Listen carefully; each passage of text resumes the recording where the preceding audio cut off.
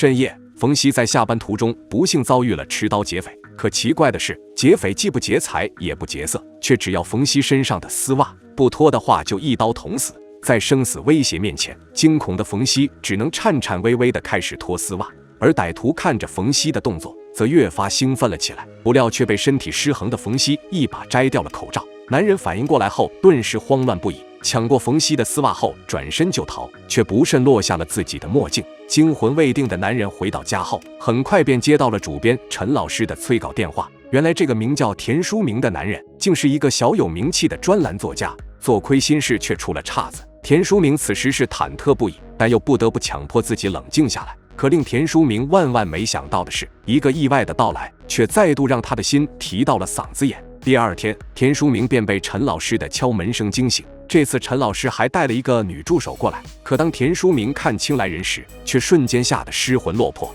女助手竟然是昨天被田书明劫走丝袜的冯熙。担心对方认出自己，田书明下意识地用手遮住了自己的脸。谁知冯熙看清田书明后，却一脸兴奋地冲他打起了招呼，说终于见到了大名鼎鼎的田书明。原来冯熙的眼睛严重近视，戴800度的眼镜看东西都很吃力。田书明这才心下稍安，但这还不能完全打消他的顾虑。趁着陈老师查阅稿件的空档，田书明又假装轻描淡写地问冯熙是否有戴隐形眼镜的习惯，结果却被告知平时有戴，但昨晚被人打劫撞丢了。田书明闻言顿时又紧张了起来。陈老师也接话说，昨晚的贼肯定是个变态，钱不要，偏偏要打劫丝袜。田书明听到后并没有接话，而是小心翼翼地询问冯熙是否记得劫匪的模样。得到否定的答案后，这才松了一口气。谁知还没等他心里的石头落下，陈老师竟告诉田书明一个惊人的消息，那就是冯熙已经被安排为他的助理，并且未来的一段时间里，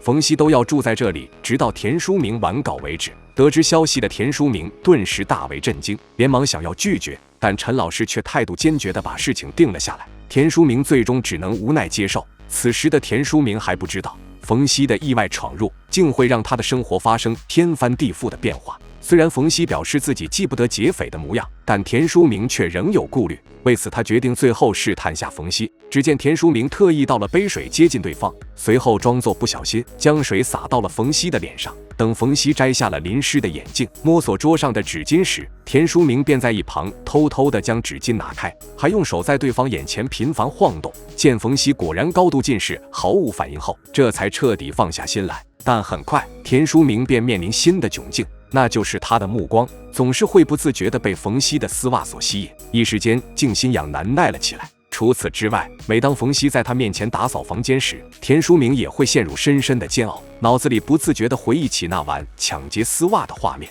为了防止秘密暴露，田书明明令禁止冯熙打扫自己的房间。无事可做的冯熙便兴冲冲地与田书明聊起了他的作品，崇拜田书明能将书中提到的许多女人都写得深入细腻，个性分明，甚至还提到最新一期出现的女人和自己竟十分相像。冯熙步步紧逼的样子，无疑是直接刺激到了田书明的神经。他连忙起身进卧室，取出一条长裙让冯熙穿上，说他不喜欢女人穿着丝袜在家里走来走去。冯熙顿感不解，以为是丝袜上的破洞让田书明反感了，于是他便按要求换上了裙子。似乎是出于好奇，冯熙询问起长裙是否是田书明女友的。田书明给出了肯定的答复，可却不小心透露了女友已经去世的消息。结果冯熙竟顺着话题提到2年前田书明突然封笔长达1年之久，之后又突然开始创作1001个女人的长篇小说，风格还跟以前完全不一样。冯熙猜测那一年田书明肯定经历了什么伤心事，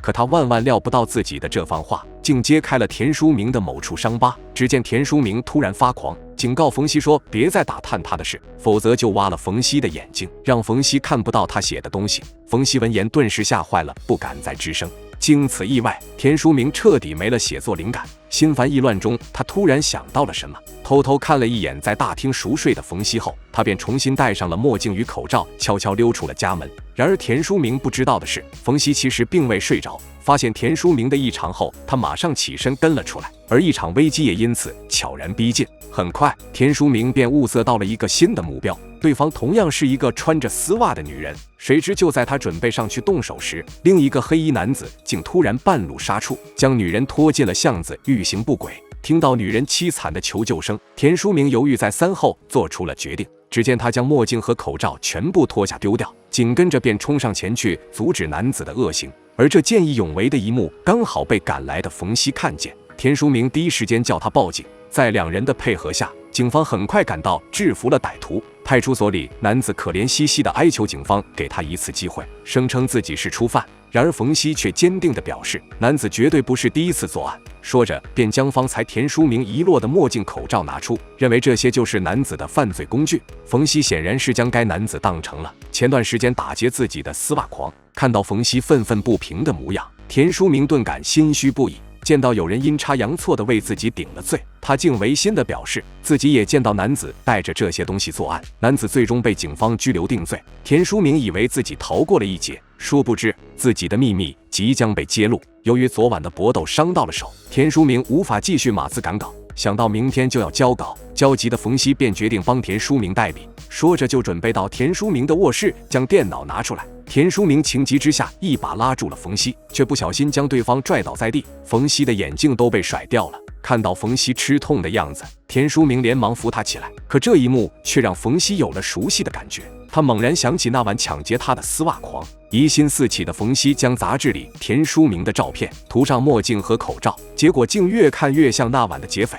此刻冯熙再也忍不住，趁着田书明不在家，他偷偷进到了对方的卧室里，翻箱倒柜，企图搜寻出一些蛛丝马迹。最终冯熙发现了一个可疑的背包，没想到打开后真的发现了许多被精心收进烟盒里的丝袜。除此之外，还有一本神秘的笔记本，上面竟是田书明用来记录每次抢劫丝袜过程的笔记。田书明居然将被劫女人的特征写得清清楚楚，而最后一页上赫然写着那晚冯熙的衣着特征。看到这一切，冯熙顿感难以置信。而此时的田书明正在超市购买新的墨镜和口罩，为下次的作案做准备。此时的田书明还不知道自己已经大祸临头。这晚，田书明再次锁定了一个新目标，他趁四下无人之际，再度掏刀上前抢劫，还是只要女人的丝袜。拿到丝袜的田书明马上深深嗅了一口，瞬间陶醉不已。不料女人竟趁田书明不备，一把将他的口罩拽下，紧跟着便掏出手机狂拍。惊慌失措的田书明急忙遮挡，并快步逃离现场。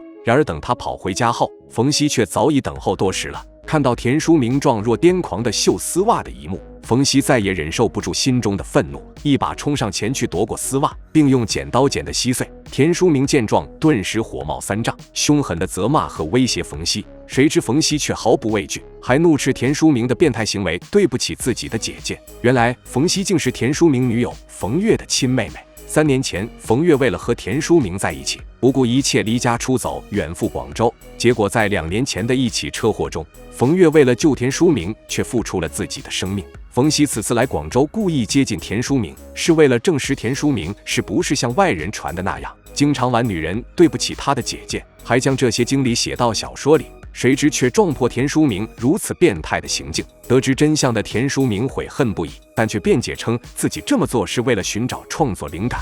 原来当初冯月的离世对田书明造成了极大的影响，导致他封笔许久无法写作。直到1年前，田书明无意间看见了一个穿丝袜的女人，很像女友冯月。想到女友也酷爱丝袜，过度思念女友的田书明竟一时冲动上前截下了对方的丝袜。而慢慢的，田书明发现这些丝袜可以给自己带来写作灵感，每抢一双丝袜就可以写出一段故事。田书明也就此堕入了深渊，一边抢劫丝袜记录素材，一边写出连载至今的作品。得知原委的冯熙顿感恨铁不成钢，怒斥对方就算是为了写作，也不能做出如此变态的事。田书明闻言终于醒悟过来，并做好了对此负责的觉悟，提出让冯熙报警抓自己。但冯熙念在田书明曾是姐姐的伴侣，本性也不坏，并没有打算举报对方，只是警告田书明绝不能再犯糊涂。田书明闻言，马上保证明天就会登报宣告封笔，永不再犯错。然而就在2人和解之际，门铃却被按响了。原来是刚才被田书明抢劫的女人报了警。警方根据女人拍下来的照片，很快便锁定了田书明。田书明这个知名作家的丑事，终究还是曝光了。冯熙打算帮田书明求情，可却被田书明阻止了。他已经彻底醒悟，决定直面自己所犯下的罪孽，用法律的惩戒来救赎自己。好了，本期内容就到这里，喜欢的欢迎长按点赞加关注，我们下期再见。